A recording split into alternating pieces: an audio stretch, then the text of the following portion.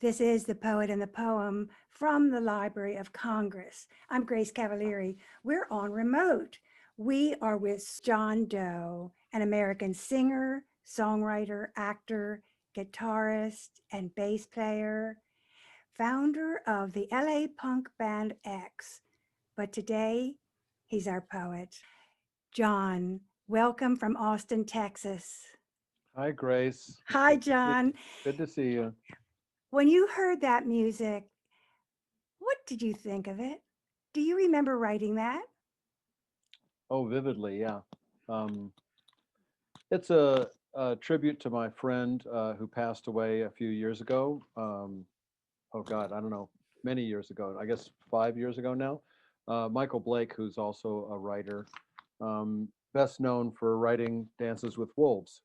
He wrote the book. Oh, He wrote the book and the screenplay, hmm. and it was a dear friend of mine. And he got dementia and spent many years doing a bunch of dumb stuff, saying a bunch of things that made us laugh, and he had a good sense of humor about it. But when he passed away, I found myself writing a bunch of songs that were sort of related to him, and ended up doing uh, a record, a full LP, uh, for my solo music. What was that titled? It was called The Westerner. Yes. Well, there must have been some things to overcome in writing that then. Did the lyrics and the music go together easily? Was there something to overcome? uh, Yeah, I mean, it was one of those fortunate pieces of writing that just came out, and there wasn't a lot of there was some work editing, to make it fit the music, um, and usually for me the words and music are separate. They kind of come at different times, and one might be inspired by the other, or vice versa. Hmm. With that one, I think it was the words that inspired the music. And Michael introduced me to riding horses, which I still do, and it's one of the loves of my life is being connected to those big magical beasts, and and all the goofy stuff that they do, Such and so I sensitive beings. oh they're all intuition. They're all Hmm. right side of the brain. It's all right now, right now, right now, right now, right now. It's all in the Whoa. moment, and so you have to. They require you and ask you first. They ask you, and then they require you to be in the moment with them, because they can get scared or not. Well, going back Depending. to Yeah. our opening, Rising Sun, I want to tell you that what I hear is the truth. That what I hear in your music and your words is the truth with no artifice. And I believe it. So that's the highest praise I can give any artist when I say, I believe you. Wow. It's a beautiful title. It is a gorgeous piece of music. That the guitar that you're playing is really, it makes my heart beat fast. So we'll be hearing more of your music now, and we're going to switch gears and go back to the start. Well, almost the start. Many years ago, I was teaching at Antioch College, and you were a young poet, a group of magnificent young poets, each of whom has gone out to contribute so much to the world and to art. It's so interesting that Mm. that pod of people came together. What were you trying to find at Antioch? uh, I guess I was trying to find a way to express myself better. I started writing like a lot of people, just to try to understand what I was going through, what I was feeling, what things meant. And I figured, and I don't know, I was writing songs, but then I just started writing, period, just writing words, whatever they became. You I s- remember do you want to know what I remember? yeah, I'd love to. I remember you as very serious about language and very amazed and very quiet and shy. Do you see yourself as that way? I knew No. you were cool. I knew you were a wild child and you're cool. But when you were in the moment with language, Mm, you really you were disciplined to language. And I saw you start to gather images. And so it is such fun to be able to see the poetry which will be coming out of you now at the other side of the cycle. yeah. So tell us what happened after Antioch. Where did you go? Well, actually, I want to stay at Antioch for a moment because all the tutorials that we had uh, taught me so Sure. much, not Oh, just about writing, but about how to teach people. And I've used your methods of encouraging someone, telling oh, them when they're being themselves, telling them when mm, they're telling the truth, when they're mm. doing something that's unique to them, and really Thank you. underlining that first, and making them feel like they're worth something, making Well, them do feel you like teach? they're doing something. So do you mentor others, John?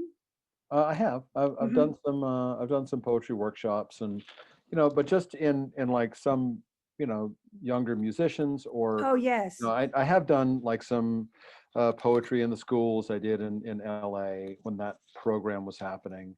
I did another couple things at private high school up in the mountains Mm. in California. But just to say that, you know, to let someone believe in themselves first, and then where the parts when Mm. they're kind of bullshitting themselves, or Mm. they're pretending to be something that they're not, or they're doing something that's like less original or totally unoriginal, then just say, and maybe this part is not as good. That sounds To good. say, That sounds good. and you also gave me some very serious gave me a sense of self, and like what kind of writing I was good Mhm. at, because I remember you saying very clearly, like, this is very cinematic. I feel like I'm watching a movie Mm. when when I would do something that You was are musical. cinematic. You still are No, cinematic. well, Yeah, that I've leaned into that, you do. as people Wow. say now. John Doe, you were at Antioch and your name was not John Doe then. So No. when you left Antioch, you continued workshops in poetry in Venice, right? Yeah. Okay, so you went to LA in 1980 and you started this No, fabulous, it was actually right after I graduated. oh, right from Antioch, you went to LA? Yeah, spent another like 8 months or so. Went to LA Halloween of '76. And you So graduated in 75. yeah. Where did you get the courage to pick up and go across country? What were Oh, you thinking? I was thinking I wanted to get the hell out of Baltimore. No offense, but uh, there's a lot of I don't know. I felt a lot of negativity in Uh-huh. in the East Coast in general. I'd been to New York. I'd seen the Talking Heads. I'd seen the scene in downtown New York City. I'd been to Max's Kansas City and saw the Heartbreakers and some other bands like that. But it was still this kind of like dark and rainy and cold, and I had just had it. I grew up in Baltimore. I'd lived there since I was in like second grade. So uh, Yes. and there's a lot of like, oh, you can't do that. I remember, I knew somebody that tried to do that and you couldn't do that. And so why even try? And it's like, I didn't want to have any part of that. And I was like, I wanted to It do was a things. spiritual journey from the beginning. And when you went to LA, you changed the whole scene and you really made LA, they say, equal to New York and London for punk rock. And Jeff Himes, whom I consider the greatest music critic writing in America, who Mm, has happened to be your classmate, has right. said that you did something no one else did musically. Do you remember what was said about that? He talked about the vocals, how they weren't in sync, but how you had one transgress the other and it made a new sound. Does that strike a bell with you, what he said? Oh, sure.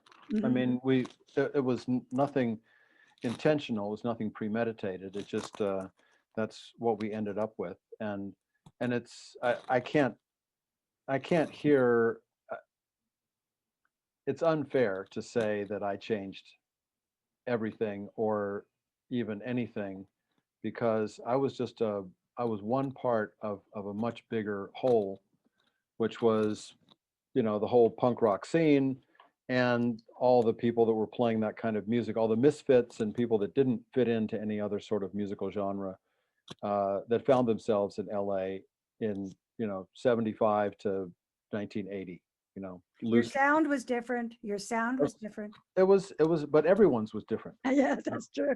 That's the thing is that in the early days of punk rock, there was a very wide net. You know, that's why someone like Elvis Costello or Nick Lowe or Chrissy Hind or the Talking Heads or Blondie or the Ramones or, you know, any of these bands, they all fell into the same thing because they were part of then instead of part of the past. Oh, wow. That's a good way to put it. Yeah. That's a very So good way. And at the so same time, you were still continuing working on your poetry. yeah, I mean, as a Exene, my partner in crime in the band X, is without a doubt one of the most intuitive and greatest writers I know. She absolutely, I think she far outshines most other renowned, and she writes all the time. She didn't have any uh, like formal training or teaching, and she didn't read a whole lot of poetry at the time. I think she's caught up maybe some, but she just hears it. She just hears the words. She hears the music. She writes every day, all the time. She's a terrific writer. So I learned a lot from her as well, as far as playing with words and letting, you know, one word uh, lead to another or play on another, and so I had a lot of help, Yep. But especially at beyond that, what interests me the most about you is how, at what point you learned to trust that language led to the heart. That is a secret that most writers, without that, they are not great writers. Mm, You found that, like, music did one thing, but words, actually, you could trust them to lead you to the heart.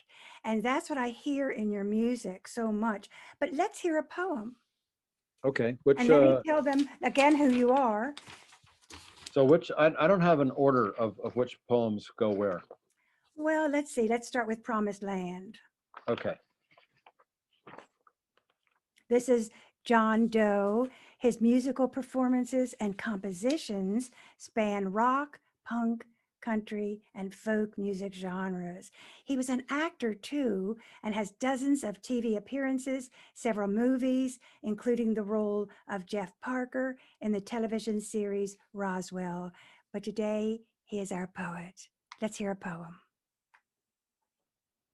Promised land. My words are fire, my fist is raised. I got a question you can't answer. You hurt my sister with a doctor's hand, with poison water and blowing sand. Let me go free. Don't tell me I can't. Let me go free to a promised land. Trees are singing, rocks are sighing. You hurt my sister. She didn't do nothing. Still, you hate her and push her down again and again. She bites your hand as you cover her mouth. The wind is fire, the church is burning, the priest is dying, children laughing with sweet revenge, bullets flying, windows crashing. It's all so quiet at the end. That's very strong. You can't turn away from the first line, I'll tell you that. My words are fire. I mean, that is, we're in with the first line. My words are fire.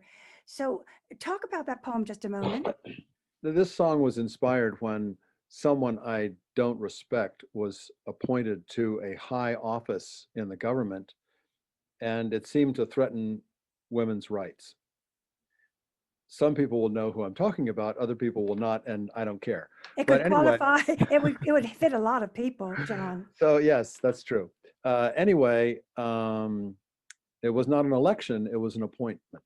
Anyway, so uh, I have three daughters. I have some of the, I'm blessed to be part of their life.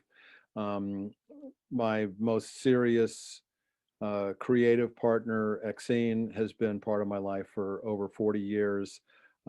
It's important for people to be able to decide what they want to do with their bodies, what they want to do with their lives, and the fact that we're still in the Stone Age regarding that, and it's infuriating.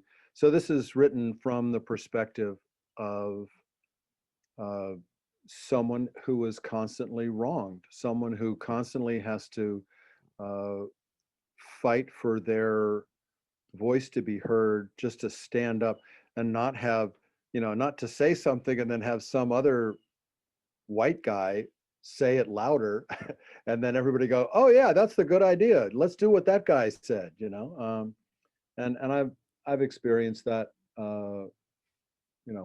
through my association with people. So and it was this is kind of reworked, but the original was a lot messier, and I'm a big fan of editing in an intuitive way, not in trying not to let my logic get in the way too much. But Well, it also became a song, uh, oh, which is on the last X record that we did just recently. So was that the best of John Doe?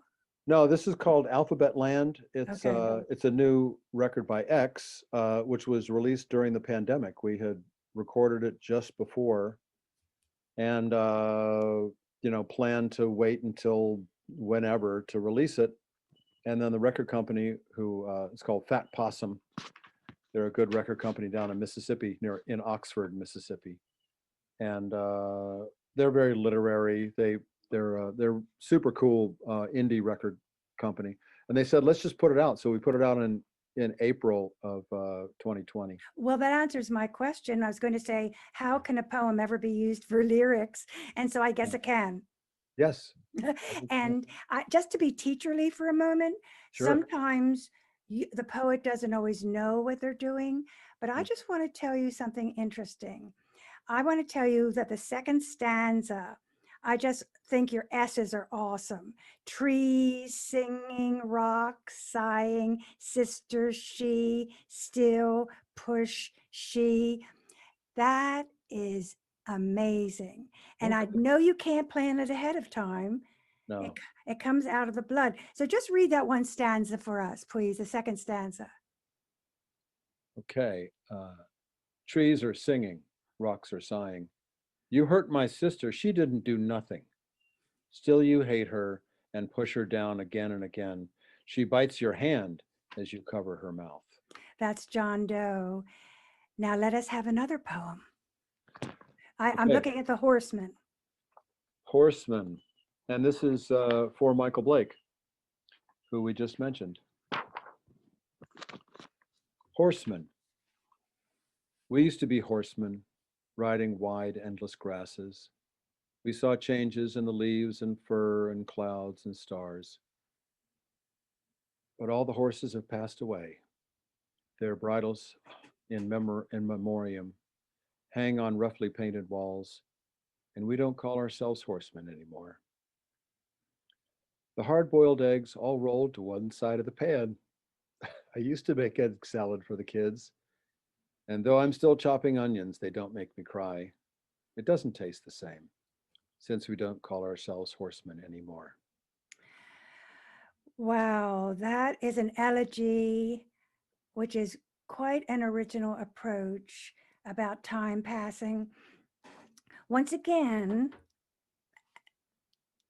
as the reader, I have to say you did something interesting, which I'm going to call a volta, the second stanza, where you shift and turn a corner and go from this umbrella-like experience to hard-boiled eggs. It's really where we get our energy, right? That shift. such a difference in tone, such a difference in subject. So, whatever made you do that? I wish I knew. Yeah, It just maybe, you trust yourself. That's what. well, yeah, I think that those when the when I was experiencing the first stanza, when Michael and I would go horseback riding and sense all these changes and um, it was also a point at which I was a young father, so I was kind of experiencing these two very deep in your psyche and my psyche, experiencing them simultaneously on, one is outside and very broad, and one is inside and pretty small or contained. So maybe it was because I was experiencing them at the same time, Hmm. What in I like is the colloquial words.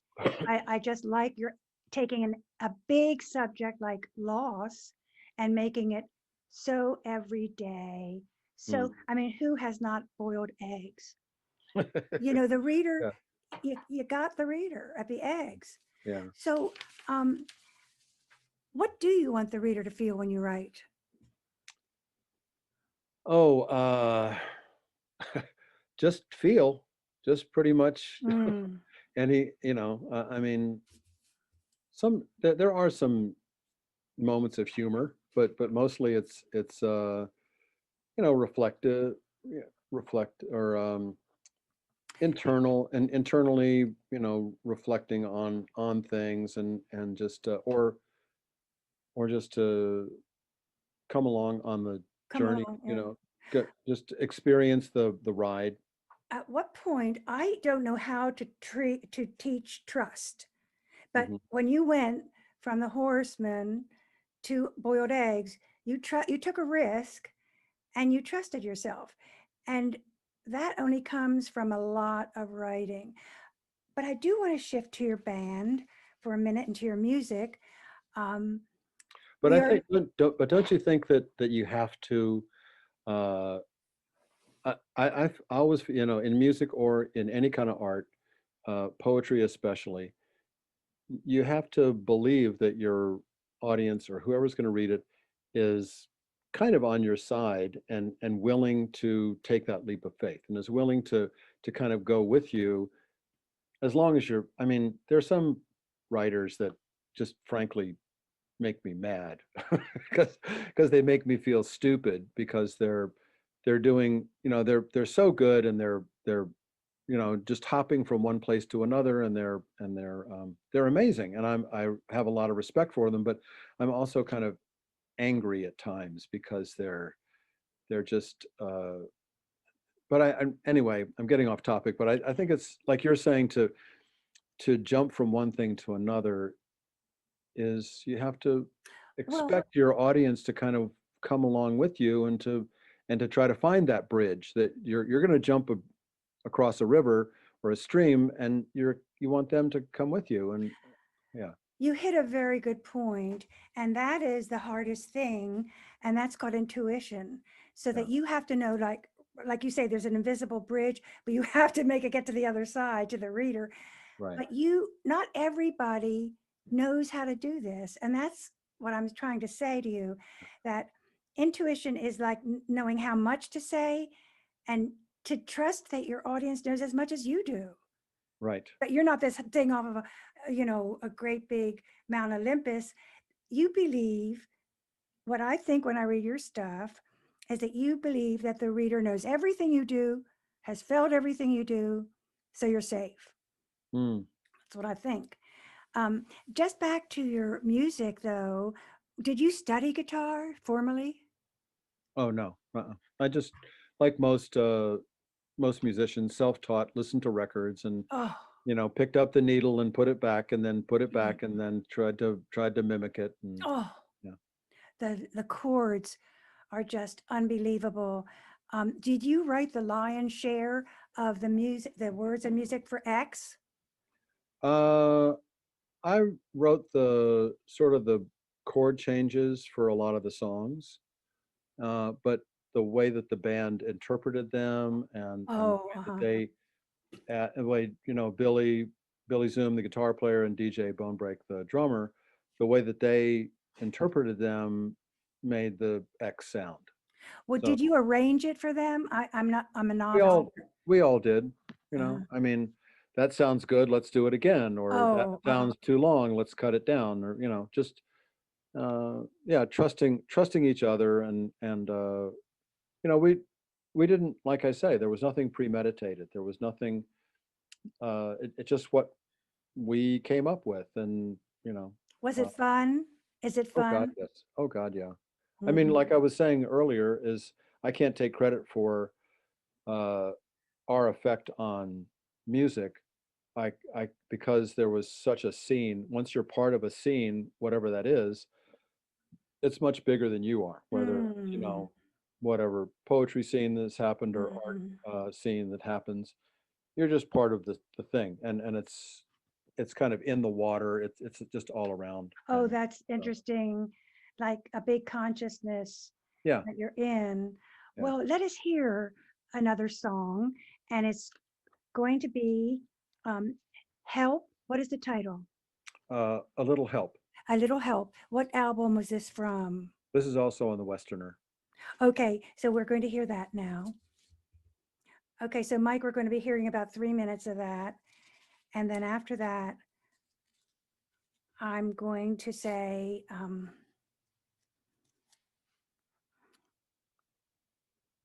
okay, 3 minutes.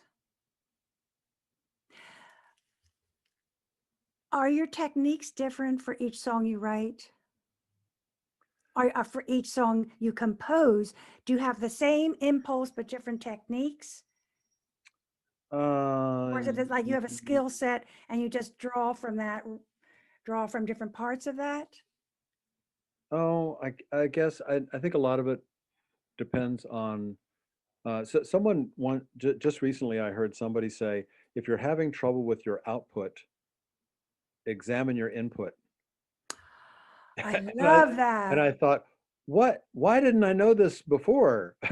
But it's a great thing, and so I think each record or each book that people are part of, it's like it's a it's a it's a record of what has influenced you leading up to that.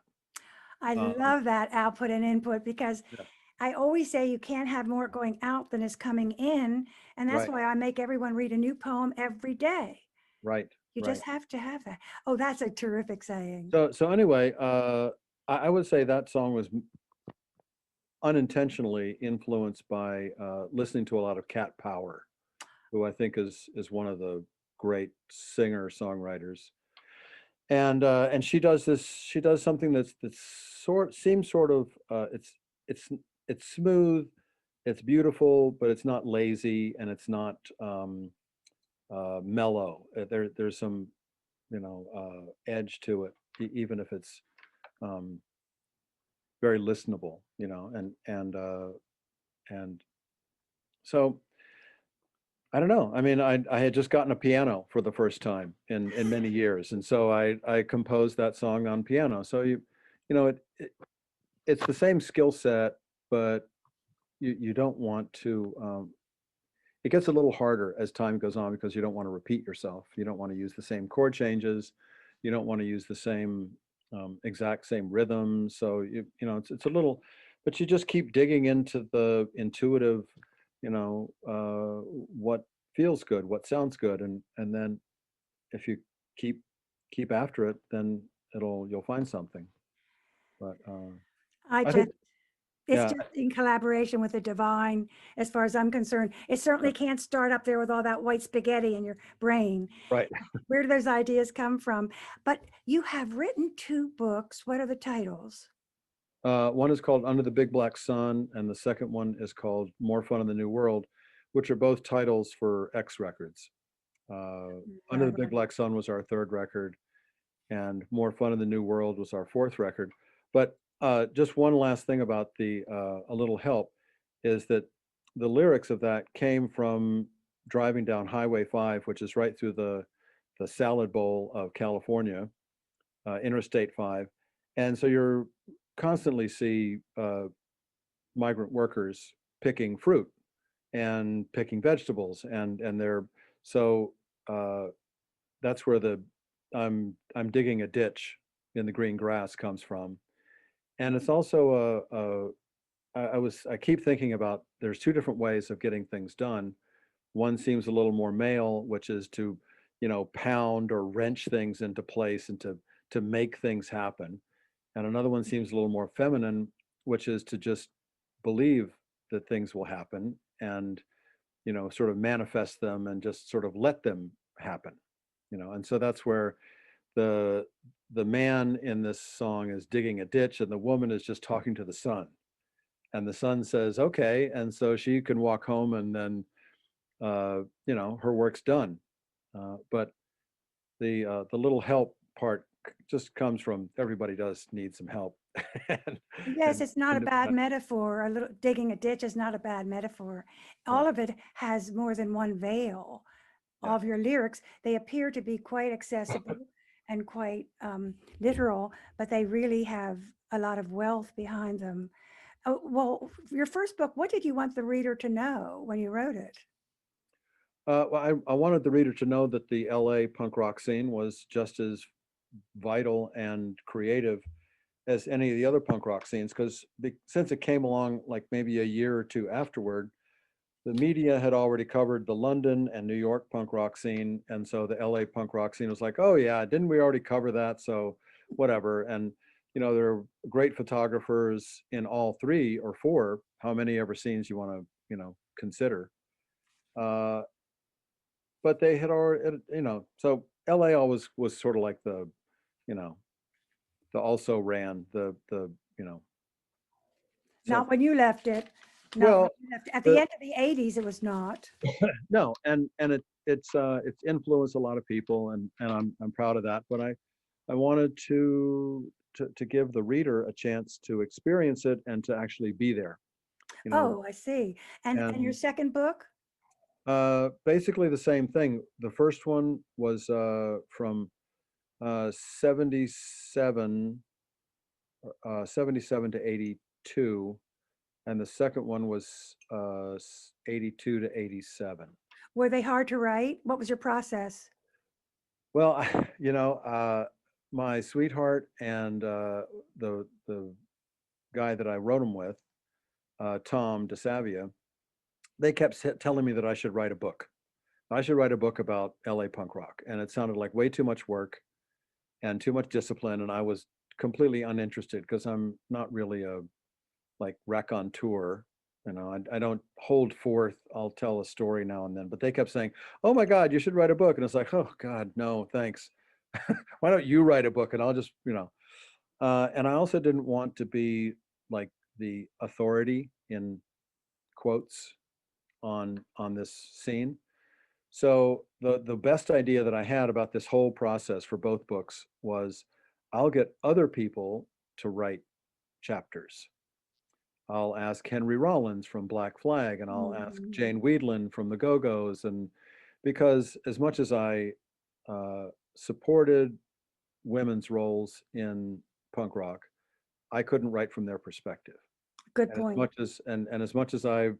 supported the Latino community coming into punk rock early on in LA, I couldn't write from that perspective. So You I give, you acknowledge other people, which is yeah.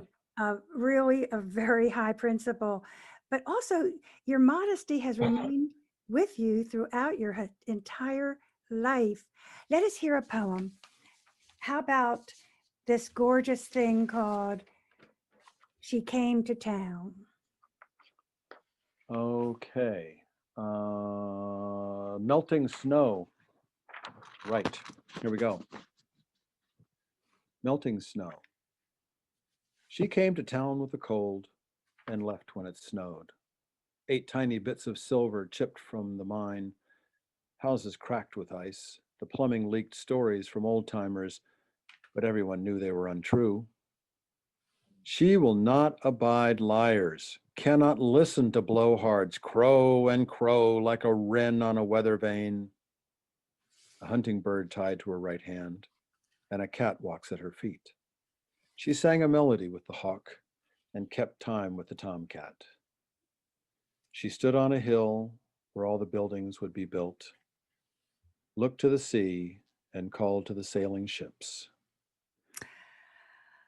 That third stanza with your surreality just makes the poem. Read the third stanza again.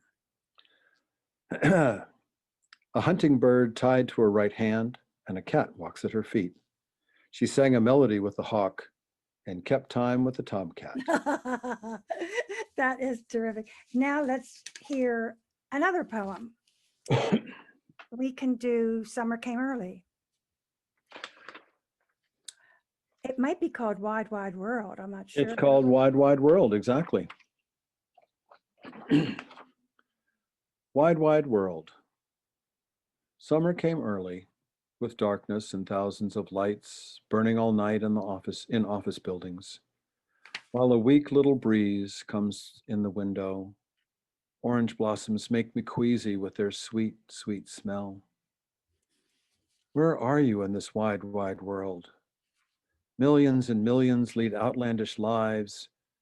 You are small. I am even smaller. Why do we sit on a sack of potatoes in the same damn field we picked last year? We picked the same scab that will never be a scar. That shitty little coffee table and my shitty little drink wait patiently for me to make up my mind. Where am I in this wide, wide world? You know, authenticity is what I said. And I looked at each of your poems for a reason. And in this one, I came to the conclusion that it was so successful because you have a stanza and then you insert another stanza and then you fan out again on the third stanza. So it's sort of like a bow. You Mm-hmm. have a big idea, then you have an insertion like a knot, then you fan out again. Now, this is nothing you can do ahead of time. I don't think the poet can say this ahead of time, but I can see it. So I call this a successful poem. And we will hear a closing poem from you at the end. But until then, I just want to know one thing. What was it like being an actor? Well, I still do it on occasion, and it's really good pay, Grace. That's what More it's than like being an actor. not more than poetry. Just a little bit. Oh. And you were Jeff Parker on the television series Roswell. Did that become part of your persona, or is it something you could take off like your clothes? Oh, it was just being a clueless dad. So it was totally, it was just easy as pie. Uh, you know, that I'd say the most rewarding element to that, and what it taught me was how to be quieter, how to do more with less, how to be more internal, and still have this have a kind of a big impact to you don't have to be loud to have impact. Well, Uh, you knew that before. no, not really. I mean, not in performance. I mean, maybe in some writing, but when especially like when you're recording, uh, you can you can be very internal, whereas when you're on stage, you have to be pretty Mhm. broad. Um, and like I say, the pay was great. I mean, there was some totally absurd situations that you get yourself into, and the people are crazy, and I got to work with some really fun people like Christopher Walken and Oh. uh, you know Patrick Swayze. Mm. Uh, But all of those things that have gone through you but are not of you, have all been a platform for what you are every day. Everything you did is still what you makes you more what you are. So I think it's so interesting to watch you from a distance. And we would like to say that we're going to go out with a final poem from you and a beautiful song. We're going to hear more of the rising sun. So may we have, John Doe, a final poem. Yes, indeed. This is called Hotel on a Hill.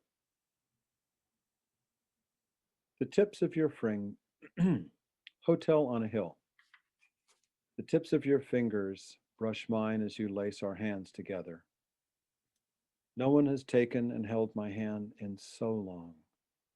A tiny animal slips up my spine, settling warm at the nape of my neck. All turns white in my eyes. This hotel hallway smells of money, oriental patterns and gilded frames. Like a landscaped garden, the floral brocade wallpaper makes your face flash by that much faster. You're still holding my hand. Tender good night. The next morning, your lips brush mine in a kiss goodbye. They are smooth and dry, soft as driftwood. Now I walk to a dirty hotel as your car melts into Mission Street traffic. Characters, situation, plot, the voice of John Doe.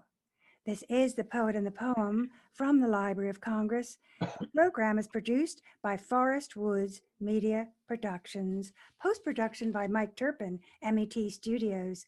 We wish to thank the Library of Congress for making this program possible. Funding is provided by the Ravada Foundation of the Logan family and the Sinipit Fund with support from Diane Wilbin Parks. Our engineer is Mike Turpin. I'm Grace Cavalieri.